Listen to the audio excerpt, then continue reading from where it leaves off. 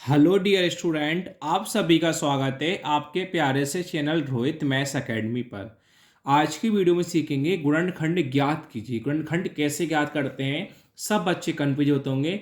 Square वाला सूत्र कहाँ पर लगाना है, माइनस वाला कैसे करना है, वो आपको आज की वीडियो में पूरा कॉन्सेप्ट क्लियर कर दूंगा।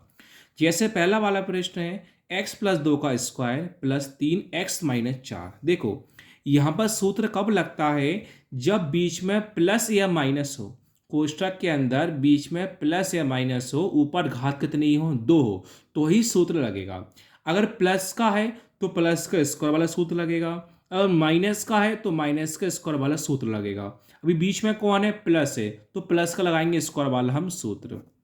वो सूत्र क्या होता है, देखो ए प्लस बी का होल स्क्वायर यानी ए स्क्वायर प्लस का वी स्क्वायर प्लस का 2ab होता है।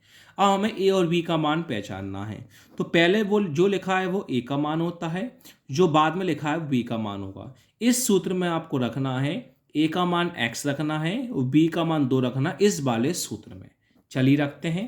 ए का मान x है, ए का मान x है, कितनी बार है, 2 बार स्क्वायर है, प्लस का प्लस। बी का मान 2 है तो बी के अकाउंट लिख दोगे 2, उसके ऊपर क्या है, स्क्वायर है, प्लस का प्लस, 2 का 2, बीच में क्या आता है, इंटू आता है। ए का मान x है तो ए के अकाउंट लिख दूंगा x, बीच में क्या आएगा, इंटू। बी का मान 2 है तो बी का मान 2 लिख दूंगा। आपने x प्लस 2 का होल स्क्वायर इतना खोल दिया। अब कौन है, प्लस है, 3 है, कोष्टक के बाहर क्या लगाते हैं, गुणा। और कोष्टक के अंदर कौन है, x माइनस का 4 है। वहाँ आगे बढ़ते हैं, देखो स्क्वायर खोलेंगे, आसानी स्क्वायर खोलते हैं हम। एक्स का स्क्वायर एक्स स्क्वायर प्लस का प्लस, 2 का स्क्वायर 4 प्लस का प्लस। इन तीनों का आपस में इंटू कर लेंगे हम, क्योंकि पहले बोर्ड मास के अकॉर्डिंग इंटू होता है। 2 into 2 4, 4 into x 4x plus का प्लस। अब कोष्ठक के अंदर है, वो संख्या बाहर है, तो 3 का इंटू एक्स में भी होगा, 3 का इंटू -4 में भी होगा। 3 इंटू एक्स कितना होता है, 3x होगा, प्लस 3 का इंटू -4 में होगा, प्लस माइनस क्या होता है, माइनस। 3 इंटू 4 कितना हो जाएगा, 12 हो जाएगा।